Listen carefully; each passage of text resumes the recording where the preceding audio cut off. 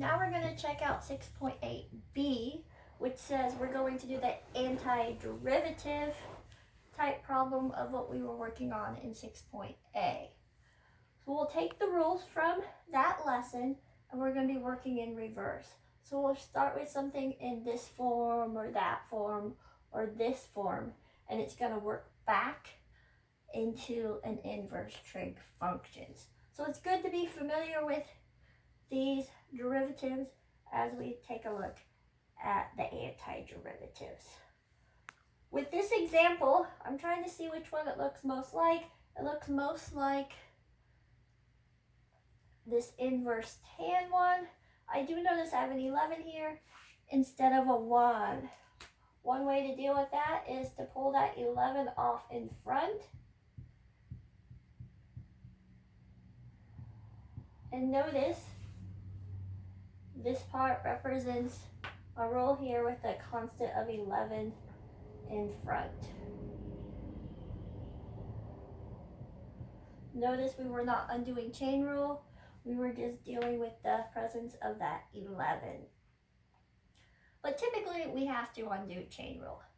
That's the case on this next one. I'm looking for which format it most closely fits. And again, it fits an inverse tan, but there's a little bit more going on. If it's an inverse tan, it's supposed to be in the form of 1 over 1 plus something squared.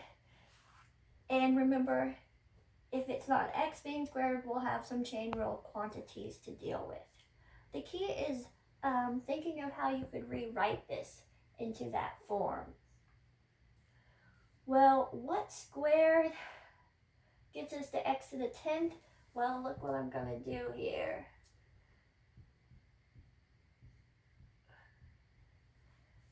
X to the 5th squared is a way I could rewrite that. And then take a look at where this 5x to the 4th fits in. The derivative of our quantity, x to the 5th, is 5x to the 4th. All right, we're ready to do the antiderivative. It's going to be the antiderivative of inverse tan of our quantity that was being squared, which is x to the 5th. The exact derivative is here, so I conclude by putting plus c. Will you folks remember that the exact chain rule quantity is not always there? I think we should do this one next, actually. I notice it's not an inverse tan this time because of the presence of the square root. And I don't have a negative, so we're going to notice this is going to be a variation of the inverse sign. I've got to figure out what got squared to give me x to the 4th.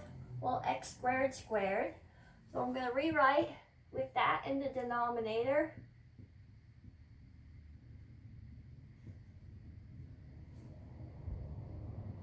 And the derivative of x squared, hey, I don't need the 2 there. It's not supposed to be there. I wish it was there.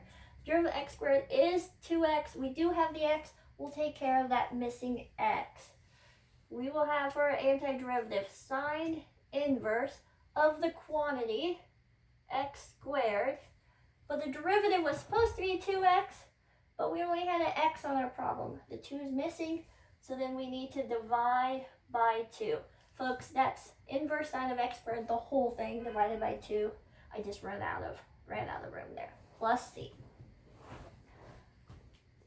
We don't want to leave inverse cosine out. This is going to be an inverse cosine form. I see the presence of the root in the bottom, and then I see the negative. Our task is to see what got squared. What got squared in that denominator is e to the x quantity squared. Remember your multiplying rule here?